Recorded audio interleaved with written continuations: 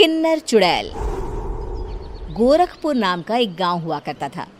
उस गांव में ज्यादा लोग नहीं रहते थे। उस गांव में एक गर्भवती विधवा औरत रहती थी।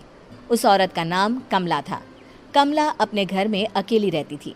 उसके पति की सारी जायदाद उसके नाम हो गई थी, पर सभी गांव वाले उस औरत को मनहूस औरत समझा करते थे और सभी उससे नफरत किया करते थे। एक बार कमला राशन की दुकान पर खाने का सामान खरीदने जाती है। भैया जी, जरा 1 किलो दाल चावल देना। अरे हाय हाय हाय हाय हाय हाय! अरे मनहूस औरत, मेरी दुकान में अपशुगन करवाने आ गई क्या? हैं? चल जा यहाँ से। मैं कुछ नहीं देने वाला हूँ तुझे। भाग भाग यहाँ से, चल जा, निकल। भैया जी, ऐसा मत कहिए। मैं गर्भवती हूँ, मुझे खाने की बहुत जरूरत है। मुझे खाना दे दीजिए। दुकानदार कमला को वहां से धक्के मारकर भगा देता है। तभी कमला रोते रोते उस गांव के किन्नरों के इलाके में आ जाती है। गांव वाले किन्नरों को उसी इलाके में रखा करते थे, क्योंकि वो लोग किन्नरों को पसंद नहीं करते थे और उनके इलाके में रहने से मना करते थे। तो किन्नरों ने उसी गांव में अपना एक इलाका बना लिया था।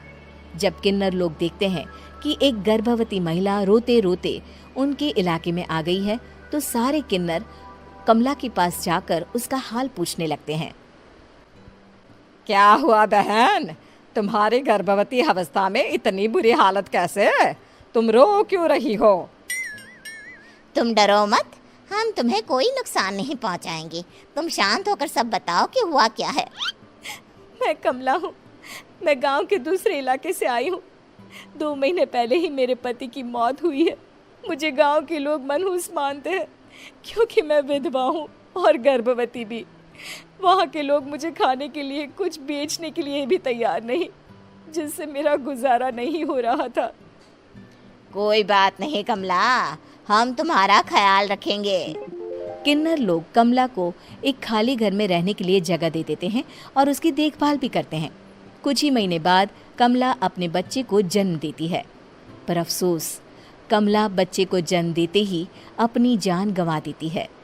जब सब किन्नर बच्चे को देखते हैं तो बहुत खुश हो जाते हैं, क्योंकि वो बच्चा भी किन्नर ही था। कमला ने एक किन्नर बच्चे को जन्म दिया था। अब इस बच्चे की देखभाल कौन करेगा? हम तो इस बच्चे को गांव के दूसरे इलाके में भी नहीं भेज सकते। और तो क्या हुआ, इस बच्चे की माँ नहीं रही तो हम इसे पालेंगे। अब ये हमारे इलाके में रहेगा, हमारे साथ रहेगा।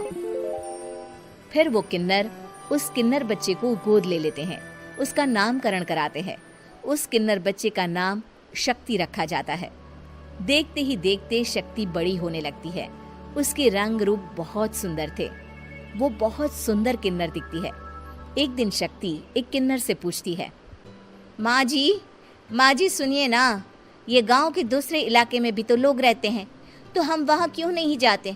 हम उनसे अलग क्यों रहते हैं? शक्ति, क्योंकि वो लोग हमारे जैसे नहीं, वो लोग हमें पसंद नहीं करते, इसीलिए हम उनसे अलग रहते हैं। क्यों? वो हमें क्यों पसंद नहीं करते? मुझे एक बार उस इलाके में जाना है। मैं एक बार वहाँ जाकर घूम कर आऊं। शक्ति, खबरदार, जो तू उस इलाके में कभी भी गई तो अपनी जान नहीं गंवाना चाहती तो उस इलाके में कभी कदम भी नहीं रखेगी, समझी? इतना कहकर वो किन्नर वहाँ से चली जाती है। शक्ति उस किन्नर की बात सुनकर बहुत रोती है। माँ जी, ऐसा कैसे कह सकती हैं? उन्होंने इतनी सी बात के लिए मुझे इतना डांटा। अब तो मैं उस इलाके में जरूर जाऊंगी।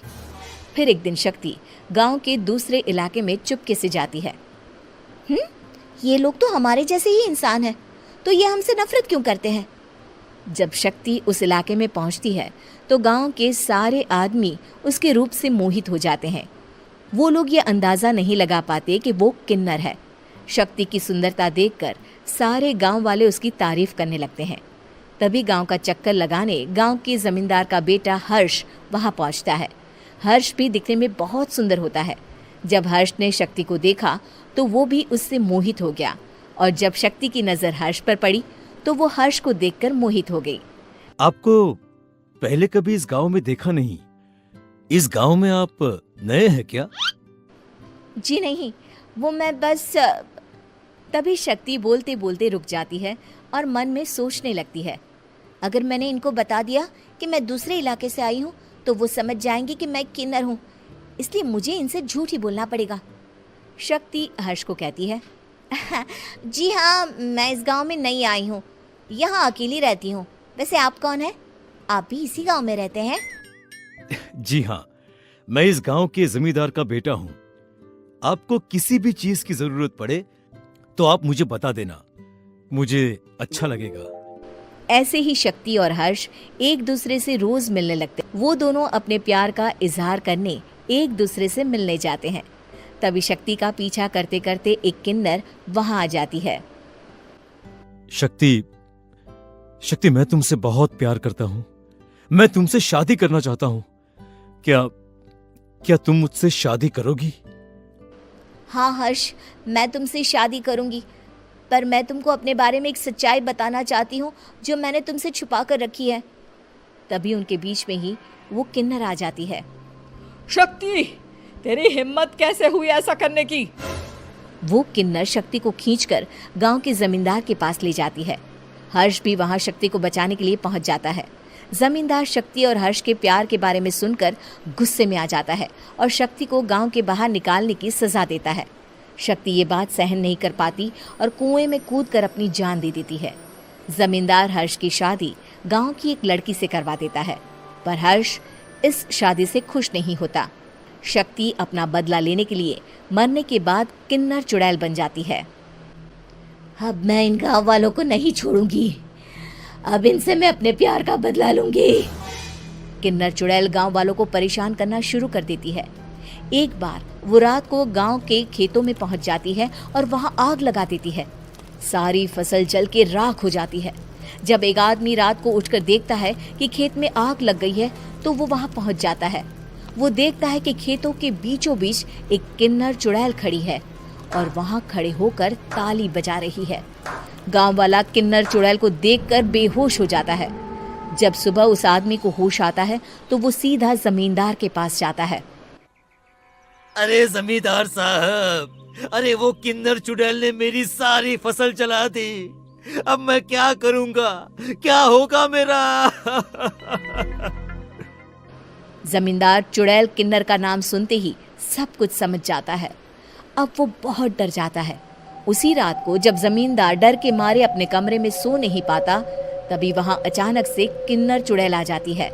किन्नर चुड़ैल जोर जोर से जमींदार के आगे खड़ी होकर हंसने लगती है और ताली बजाने लगती है। जमींदार उस डरावनी किन्नर चुड़ैल को देखकर बहुत डर जाता है। तूने मेरे साथ बहुत बुरा किया, अब मैं तुझे जान से मार दूंगी। नहीं नहीं नहीं नहीं नहीं, मुझे माफ कर दो, मुझे मत मारो। मैं कभी ऐसा दोबारा नहीं करूंगा। अब तुम जो बोलोगी वही मैं करूंगा। ठीक है, मैं चाहती हूँ कि किन्नर इलाका गांव के इलाके से जुड़े और गांव का कोई भी आदमी किन्नर समाज से द्वेष ना करे, उससे नफरत ना करे, नहीं तो मैं सारे गांव को मार दूंगी।